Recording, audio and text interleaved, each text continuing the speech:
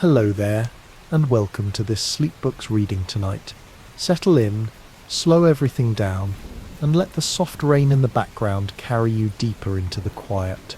Before we begin, make sure to like the video and subscribe so you never miss a new chapter. Tell me in the comments where you're listening from and what time it is right now. I always love seeing that. If you want full early access to entire books, join the Patreon where complete series are available. Now take a breath, get comfortable, maybe turn on a fan for that gentle hum, and let's drift together into tonight's story. Charlie called out Billy. As soon as he got out of his car, I immediately turned toward the house, beckoning to Jacob as I ducked under the shelter of the porch roof. I heard Charlie greeting them loudly behind me. I heard Charlie say disapprovingly that he was going to pretend he didn't see Jacob behind the wheel. Jacob explained that they got permits early on the reservation, while I unlocked the door and flicked on the porch light. Charlie laughed, saying he was sure they did.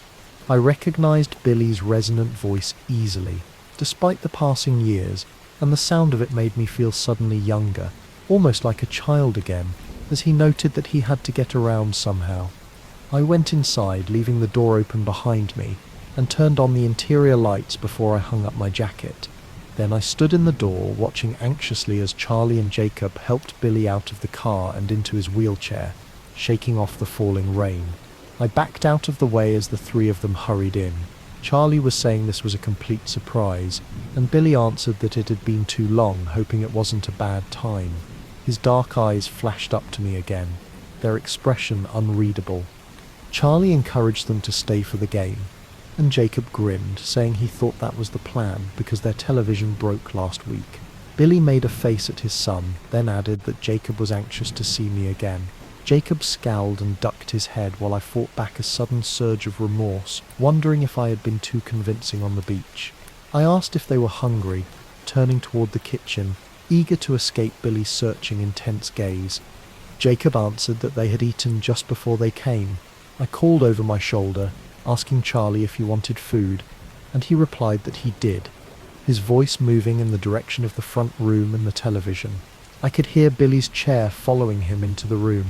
The grilled cheese sandwiches were already in the frying pan, and I was slicing up a tomato when I sensed someone standing right behind me.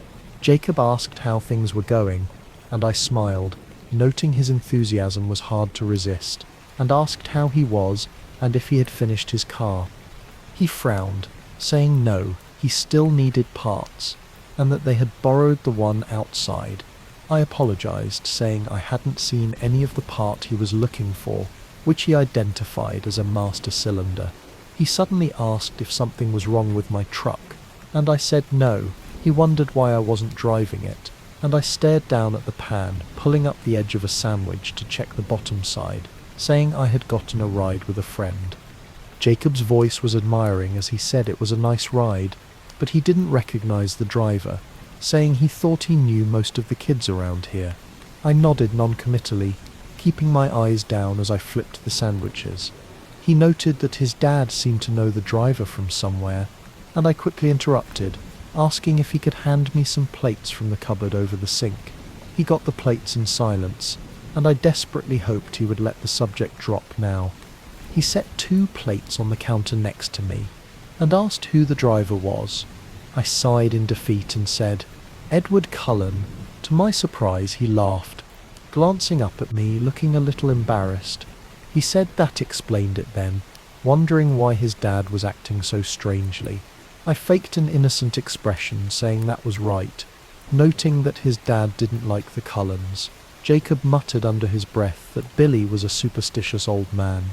I couldn't help asking, the words coming out in a low rush, if he thought his dad would say anything to Charlie. Jacob stared at me for a moment, and I couldn't read the expression in his dark eyes. He finally answered that he doubted it, explaining that Charlie had chewed him out pretty good last time, and that tonight was a sort of reunion for the 2 men. I tried to sound indifferent as I murmured, "Oh." I stayed in the front room after I carried the food out to Charlie, pretending to watch the game while Jacob chatted at me. I was actually listening intently to the men's conversation, watching for any sign that Billy was about to rat me out, trying to think of ways to stop him if he began. It was a long night, and I had a lot of homework that was going undone, but I was afraid to leave Billy alone with Charlie. Finally, the game ended. Jacob asked if my friends and I were coming back to the beach soon as he pushed his father over the lip of the threshold. I hedged, saying I wasn't sure. Billy thanked Charlie, saying it was fun, and Charlie encouraged him to come up for the next game. Billy replied that they would be here, but his eyes shifted to mine and his smile disappeared. He added seriously, "You take care, Bella," and I muttered my thanks, looking away from his intense gaze. I headed for the stairs while Charlie waved from the doorway. He called out for me to wait, and I immediately cringed, wondering if Billy had managed to tell him something before I had joined them in the living room. But Charlie was relaxed, still grinning from the unexpected visit. He explained he didn't get a chance to talk to me tonight and asked how my day was. I hesitated on the first stair, searching for details I could safely share, and said my badminton team won all 4 games. Charlie was surprised, saying he didn't know I could play badminton. I admitted that I couldn't, but that my partner was really good. He asked with token interest who my partner was, and I told him reluctantly, Mike Newton. He perked up, saying he remembered I was friends with the Newton kid, and mused that they were a nice family. He then wondered why I didn't ask him to the dance this weekend. I groaned, reminding him that Mike was dating Jessica, and besides, he knew I couldn't dance. He muttered, "Oh yeah," then smiled apologetically, saying he guessed it was good. I would be gone Saturday. He explained he had made plans to go fishing with the guys from the station, but if I wanted to put my trip off until someone could go with me, he would stay home. I smiled, hoping my immense relief didn't show, and told him he was doing a great job, saying I never minded being alone and that I was too much like him. He smiled his crinkly-eyed smile when I winked at him. I slept better that night, too tired to dream again. When I woke to the pearl-grey morning, my mood was blissful. The tense evening with Billy and Jacob seemed harmless enough now, and I decided to forget it completely. I caught myself whistling while I was pulling the front part of my hair back into a barrette, and later again as I skipped down the stairs. Charlie noticed and commented over breakfast that I was cheerful this morning. I shrugged, saying, "It's Friday." I hurried so I would be ready to go the second Charlie left for work. I had my bag ready, my shoes on, and my teeth brushed, but even though I rushed to the door as soon as I was sure Charlie would be out of sight, Edward was faster. He was already waiting in his shiny car, his windows down and the engine off. I didn't hesitate this time, climbing into the passenger side quickly, eager to see his face. He grinned his familiar crooked smile at me, an expression that immediately stopped my breath and my heart. I couldn't imagine how an angel could be any more glorious. There was simply nothing about him that could be improved upon. He asked how I had slept, and I wondered if he had any idea how appealing his voice truly was. I told him I slept fine, and he replied that his night was pleasant, his smile amused, making me feel like I was missing some private inside joke. I asked if I could ask what he did, and he replied, grinning, that today was still his day for questions.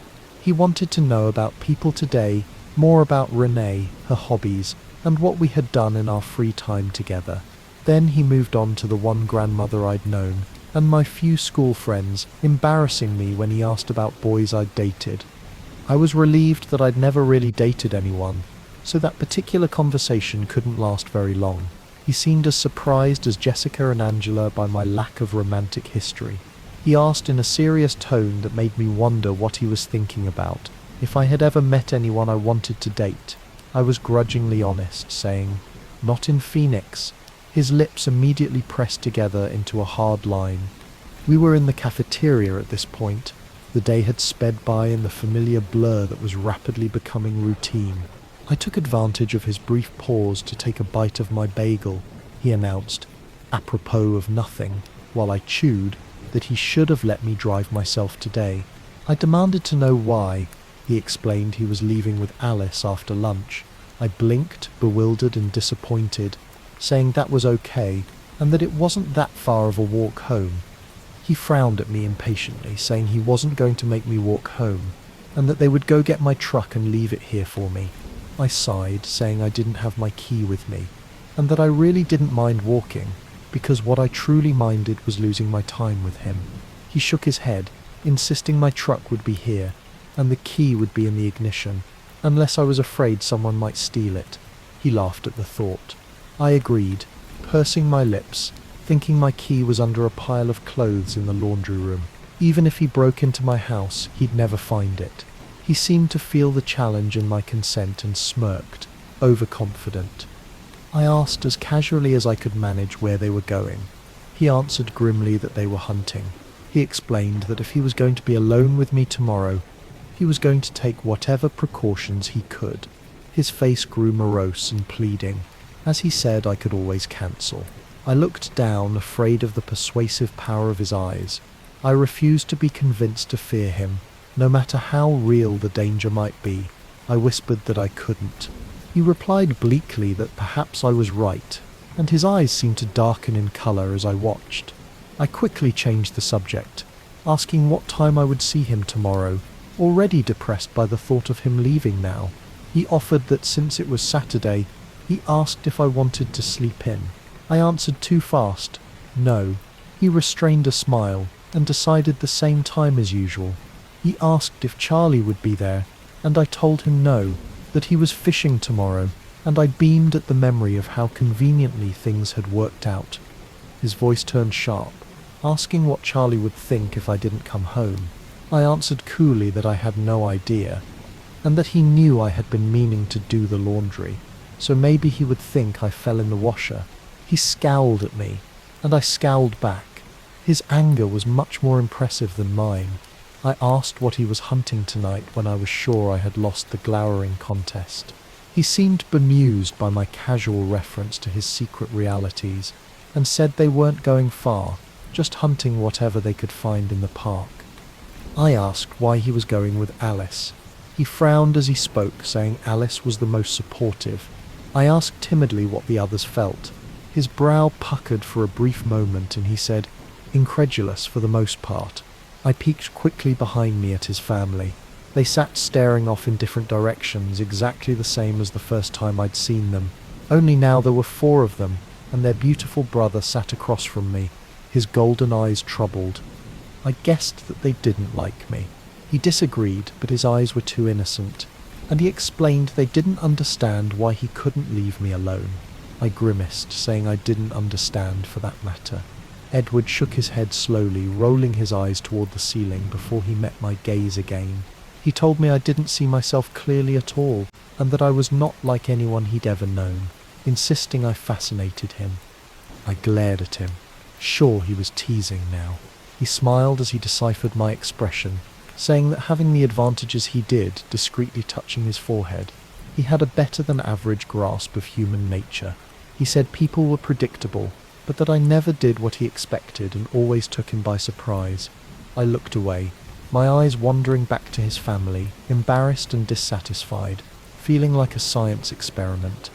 He continued, saying that part was easy enough to explain, but there was more, and it wasn't so easy to put into words. I was still staring at the Cullens while he spoke. Suddenly, Rosalie, his beautiful blonde sister, turned to look at me, no, to glare, with dark, cold eyes. I wanted to look away, but her gaze held me until Edward broke off mid-sentence and made an angry noise under his breath that was almost a hiss. Rosalie turned her head, and I was relieved to be free. I looked back at Edward, and I knew he could see the confusion and fear that widened my eyes. His face was tight as he explained that she was just worried. He looked down, saying it was dangerous for more than just him if, after spending so much time with me so publicly, this ended badly. He dropped his head into his hands, as he had that night in Port Angeles. His anguish was plain, and I yearned to comfort him, but I was at a loss to know how. My hand reached toward him involuntarily, but I quickly dropped it to the table. I realized slowly that his words should frighten me, but all I could feel was an ache for his pain and frustration, that Rosalie had interrupted whatever he was about to say. I tried to speak in a normal voice, asking if he had to leave now. He raised his face. It was serious for a moment, and then his mood shifted and he smiled. He said it was probably for the best because they still had 15 minutes of that wretched movie left to endure in biology, and he didn't think he could take any more. Alice, her short, inky hair in a halo of spiky disarray around her exquisite face, was suddenly standing behind his shoulder. He greeted her without looking away from me, saying, "Alice." She answered, a high soprano voice almost as attractive as his. "Edward." He introduced us, gesturing casually with his hand, a wry smile on his face. Alice's brilliant obsidian eyes were unreadable, but her smile was friendly as she said, "Hello, Bella. It's nice to finally meet you." Edward flashed a dark look at her. I murmured shyly, "Hi, Alice." She asked if he was ready. His voice was aloof as he replied he was nearly ready and would meet her at the car. She left without another word. Her walk was so fluid, so sinuous, that I felt a sharp pang of jealousy.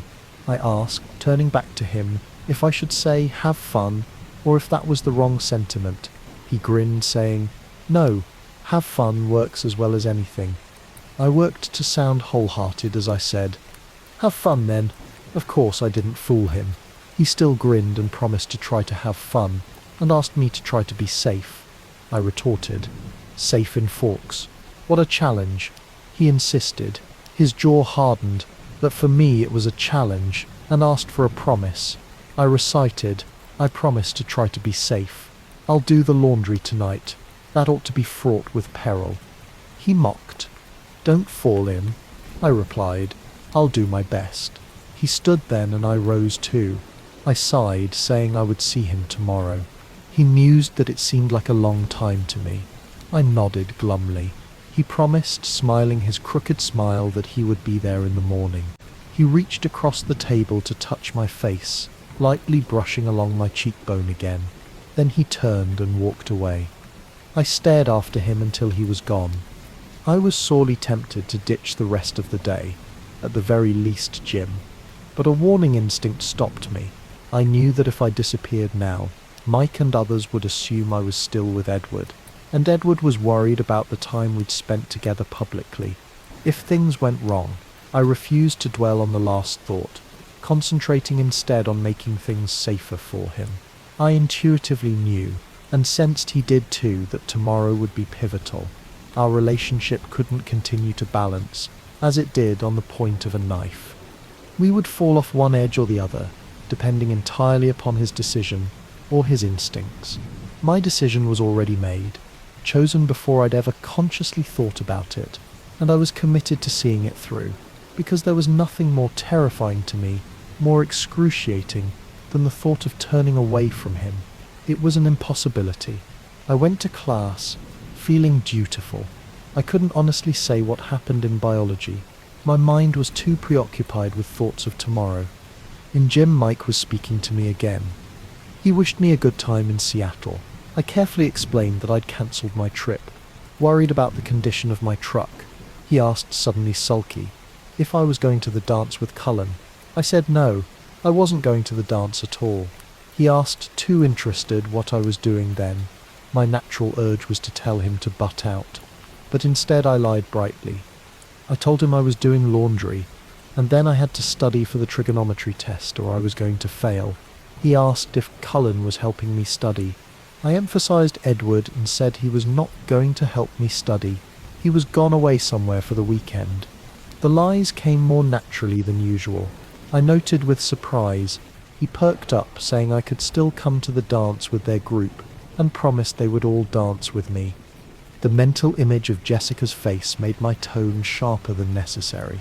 I told him I wasn't going to the dance, and he sulked, saying he was just offering. When the school day had finally ended, I walked to the parking lot without enthusiasm. I did not especially want to walk home, but I couldn't see how he would have retrieved my truck. Then again, I was starting to believe that nothing was impossible for him. The latter instinct proved correct. My truck sat in the same space he'd parked his Volvo in this morning.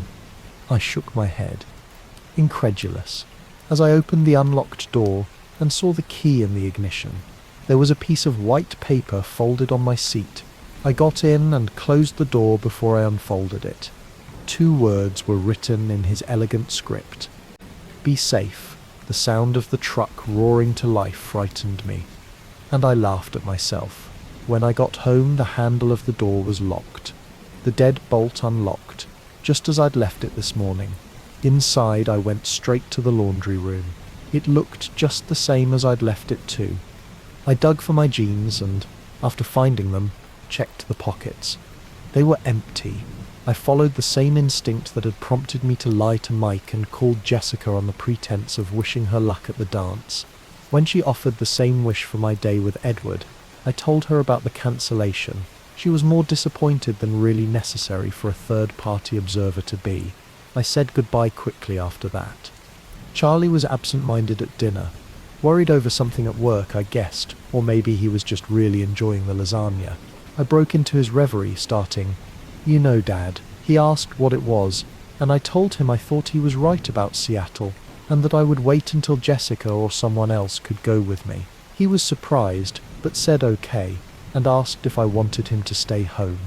I told him absolutely not, and that I had a million things to do, including homework, laundry, and a trip to the library and grocery store. I assured him I would be in and out all day, and he should go and have fun. He asked if I was sure. I was absolutely sure, and joked that the freezer was getting dangerously low on fish, and that we were down to a 2, maybe 3 years supply.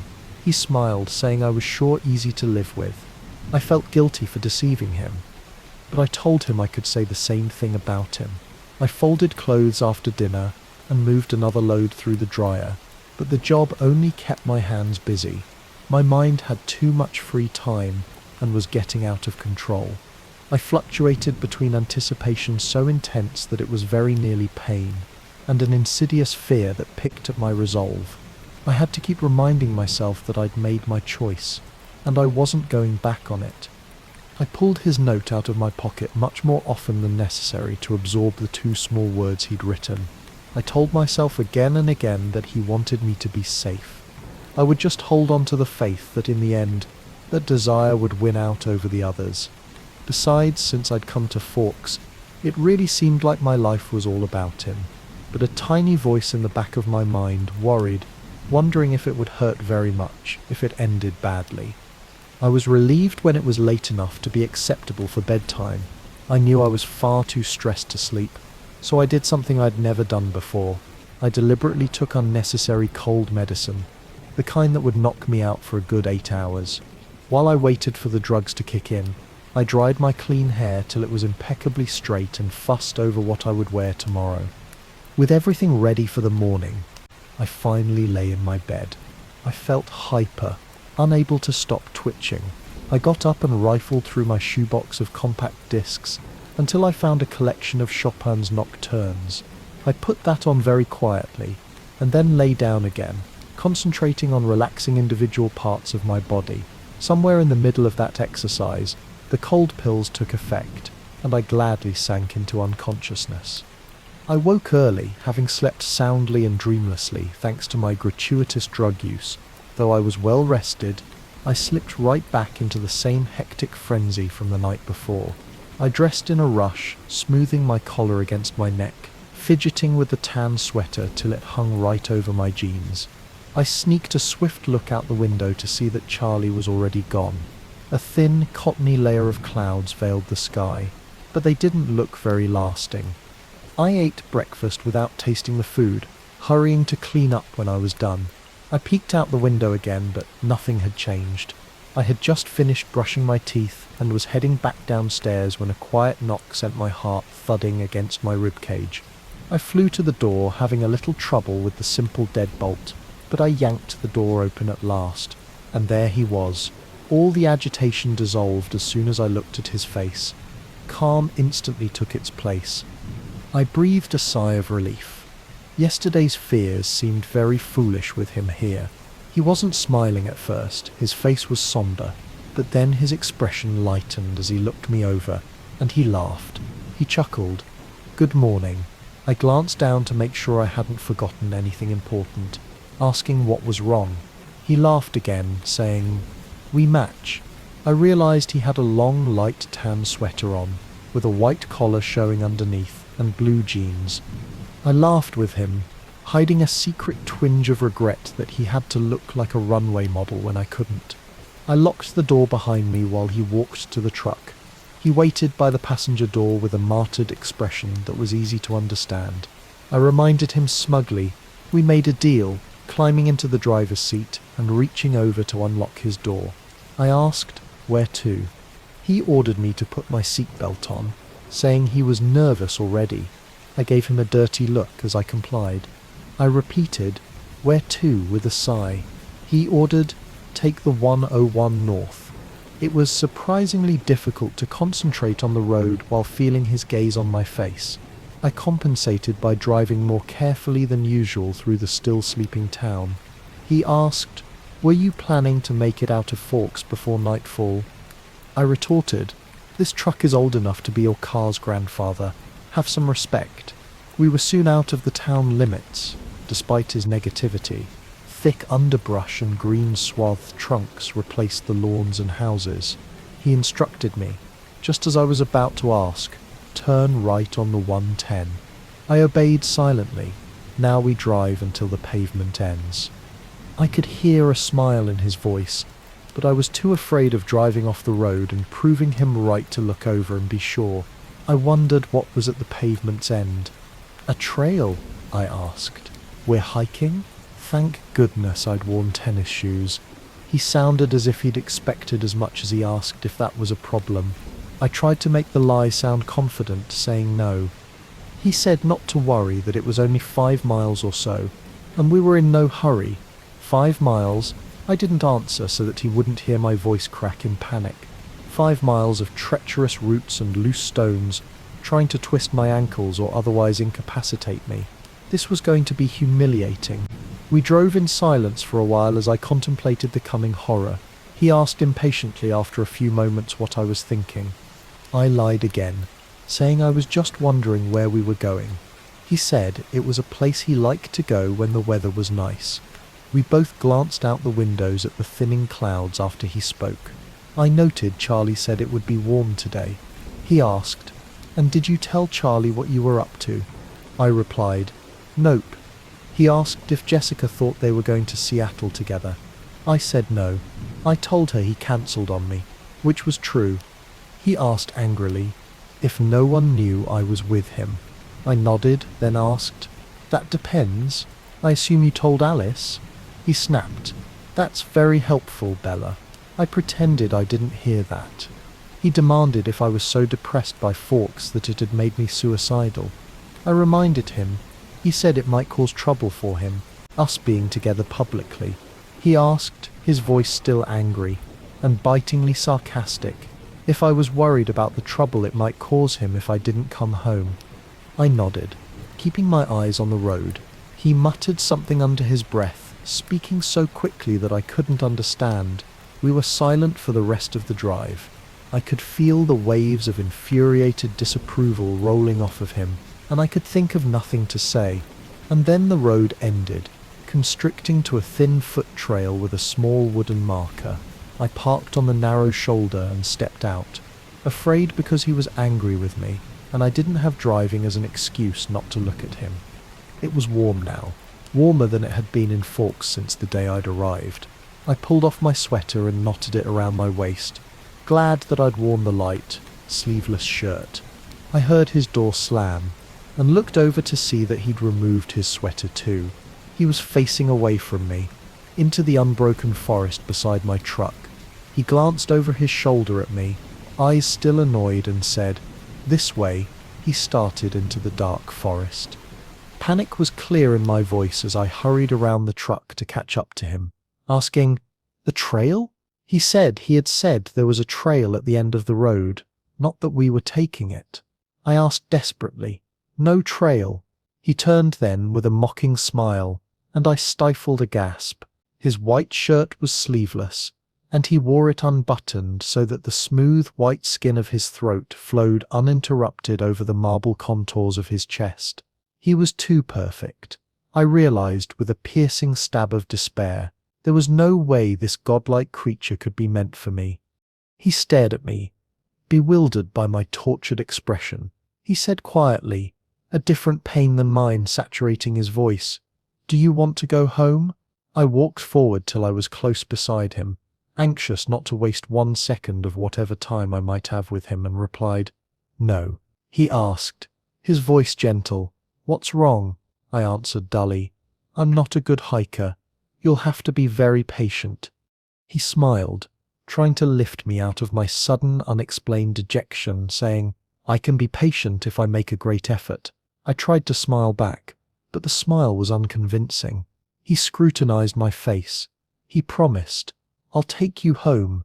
I knew he thought it was fear that upset me, and I was grateful again that I was the one person whose mind he couldn't hear.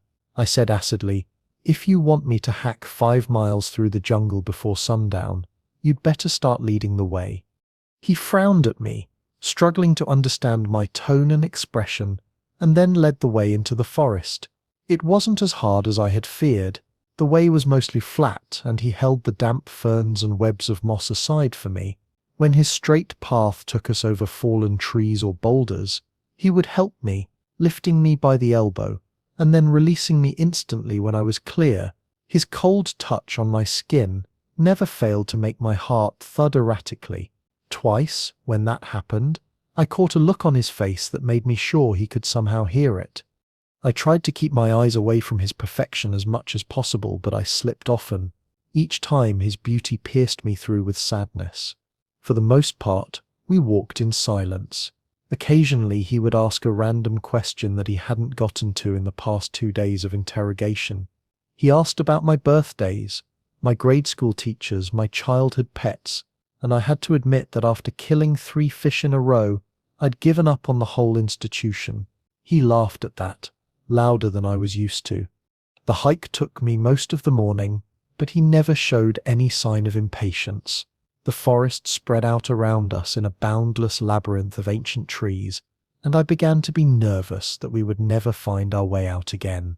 He was perfectly at ease, comfortable in the green maze, never seeming to feel any doubt about our direction. After several hours, the light that filtered through the canopy transformed, the murky olive tone shifting to a brighter jade. The day had turned sunny, just as he'd foretold. For the first time since we'd entered the woods, I felt a thrill of excitement which quickly turned to impatience. I teased, pretending to scowl. "Are we there yet?" He smiled at the change in my mood, saying, "Nearly. Do you see the brightness ahead?" I peered into the thick forest, asking, should I?" He smirked, saying maybe it was a bit soon for my eyes. I muttered, "Time to visit the optometrist." His smirk grew more pronounced. But then, after another 100 yards, I could definitely see a lightening in the trees ahead, a glow that was yellow instead of green. I picked up the pace, my eagerness growing with every step. He let me lead now, following noiselessly. I reached the edge of the pool of light and stepped through the last fringe of ferns into the loveliest place I had ever seen. The meadow was small, perfectly round, and filled with wild flowers. Somewhere nearby, I could hear the bubbling music of a stream.